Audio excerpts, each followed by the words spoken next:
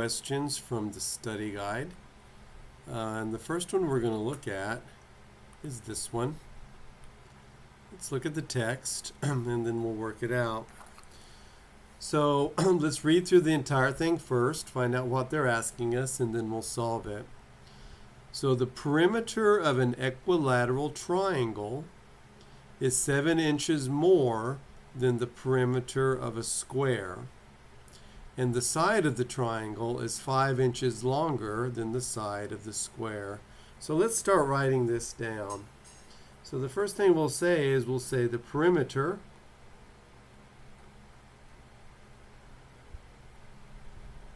of the triangle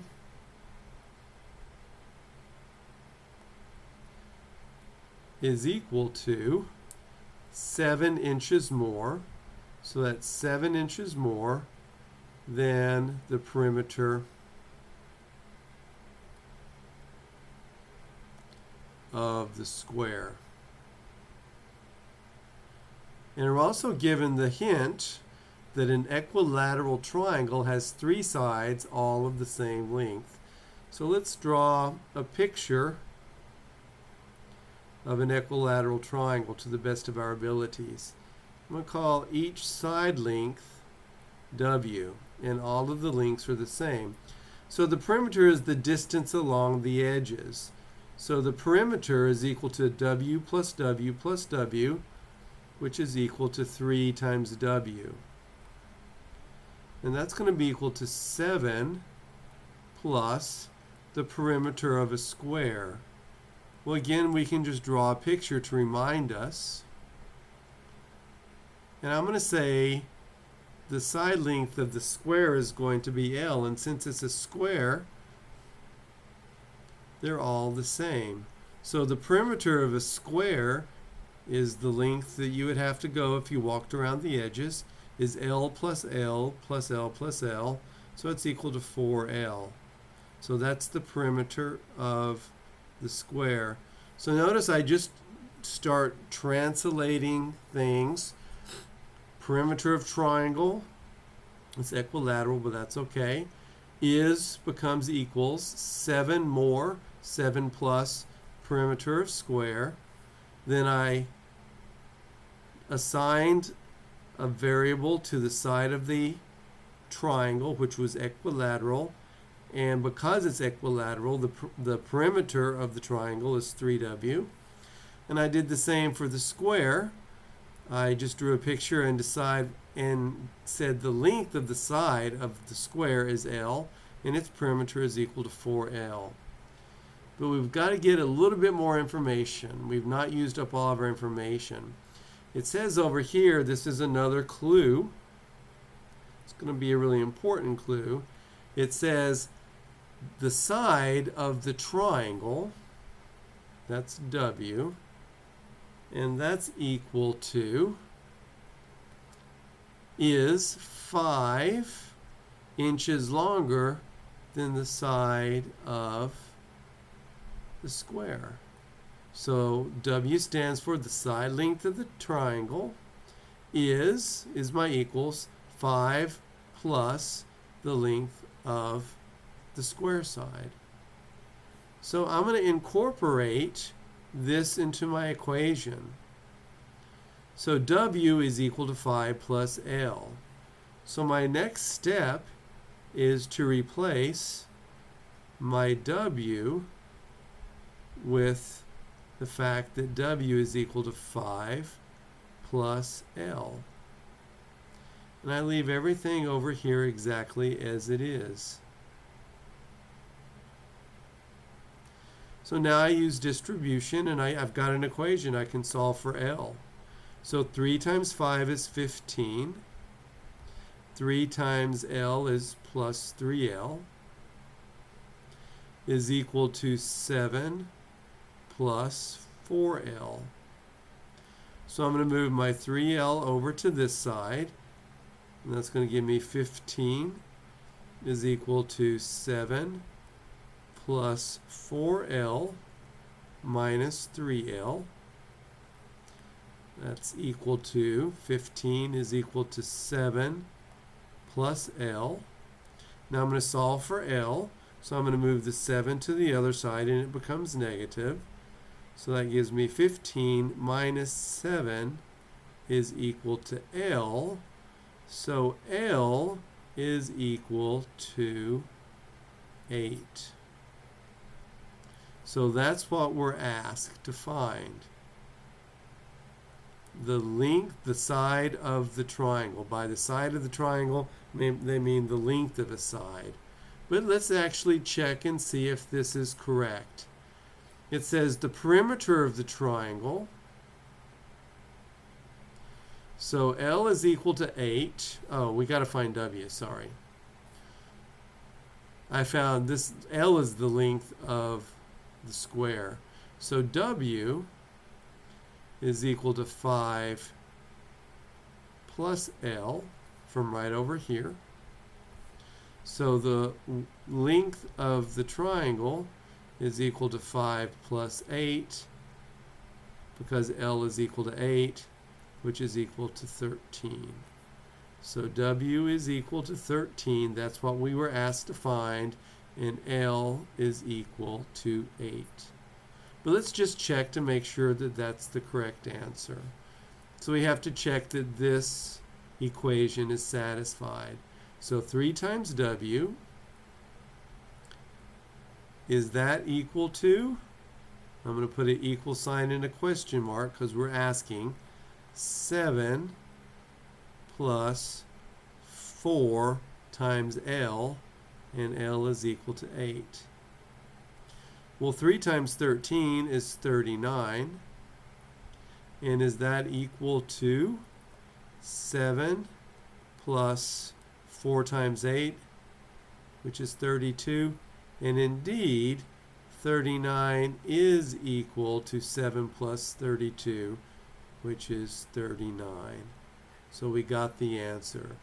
So they were asking the length of the triangle side, which was W, and we were able to find W after we found the value for L equal to 8 by using the fact that the length of the triangle side is 5 more than the length of the square. So I don't think there's anything quite this complicated on your upcoming quiz, but there is something similar, and it may have to do, hint, hint, hint, with the length of a pipe into 3 pieces. So this is good to study. So if the length of a pipe is, say, 21, and this is L1 and L2 and L3, 3 pieces, then we know L1 plus L2 plus L3 is equal to 21, and we would go from there because we would get more information about these until we have one single variable. So let's look at the other one that we were asked to do. This one is something I would want you to use a calculator on, and we will indeed use a calculator on once we set it all up. So we're given the volume of a sphere.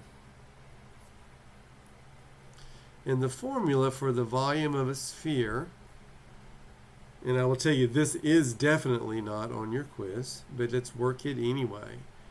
The volume is equal to 4/3 times a constant pi times r cubed, where r is equal to the radius. And r is also equal to the diameter of the sphere divided by 2. So those are 2 things. The book assumes it's general knowledge that you know the relationship between radius and diameter. There may be some way that I could actually draw a circle. Oh, yeah, I can right there. So there is a circle, and right here, there's going to be the center, and this entire length is the diameter, and 1/2 of the length is the radius. So this entire length of this circle is the diameter, and since r plus r is equal to d, that means 2 times the radius is equal to d, or the radius is equal to d divided by r, where d is the diameter and r is the radius. So there's that little spiel right there. So we're given that we're going to approximate pi by using 3.14. So we have to find the radius, and once we find the radius, we're going to cube it. So remember, r cubed is shorthand for r times r times r. So the sphere has a diameter of 14.5 inches. But we have to find the radius because this is in terms of the radius. So let me give some more space here, because I'm going to be using precisely this formula. We're going to find r. R is equal to 14.5, r is my radius, divided by 2. And you can use a calculator for this, but you should be able to do this, so it's pretty easy. 7.25. So now it's just a matter of plugging in numbers. So I've got to multiply 4/3, and I'm going to use pi is approximately equal to 3.14. I absolutely would not want you to do this all out by hand. And then you're going to take 7.25 and you're going to cube it. So here would be one way that you would do that. I'm going to get a really basic calculator up. It's in the basic mode. So again, I'm not using Windows, people. I'm using something called Linux. But I'm going to go ahead and find this out using a basic calculator. So I'm going to do 4 and PEMDAS. So that's actually the answer right there, but let's start all over. So that's 4 divided by 3 times 3.14. I think I missed the times. Didn't get the times in there. 4 divided by, where's my 3? 3 times, there we go, 3.14 times, and how am I going to do 7.25 cubed? Well, that's equal to 7.25 times itself 3 times. So I'm literally going to enter in 7.25 times 7.25 times 7.25. Then I'm hit the equals, and I have my answer, and my answer turns out to be, my volume is equal to 1,595.4 cubic inches. Cubic inches is a unit of volume. So there won't be anything like that of that difficulty level on your quiz, but that's still a good problem to work out, and it's a perfectly fine problem, and it's a problem that you use all the time. For example, I don't want to belabor this, but I've not told you all, but you all probably know I'm from a farm. We have a really tall grain bin that we use corn, and I'm not a good illustrator, you know that. So the floor is circular, and it has a certain height, and then it has a roof that goes up, and meets at a point up here. And that's where you put the grain in, and it falls down here. So my dad wants to know the volume of this part. So suppose he fills the corn up and it's about to this level. So he knows a value of some height, and he knows the radius of the floor.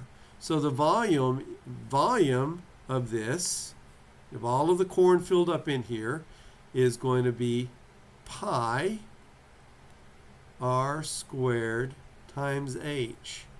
And once he has that volume, he knows, the radius of the floor, and he measures the height. And once he has that volume, he can use another factor and divide it through by some constant k to get an approximation of the total bushels of corn. I don't know if I spelled bushels right or not. And of course, that tells him pretty much some limit or some calculation of how many bushels he has. So when he takes it out and sells it to the market and they measure it, he can have some independent measure to see if they say the bushels of corn is what he calculates. So these types of problems are not quite as abstract as you might seem, because I just gave you an example for corn farmers or soybean farmers, because we put soybean in there too, but of course the constant K varies depending on if it's corn or soybean, is used all the time. So I hope that helps, and just keep on studying.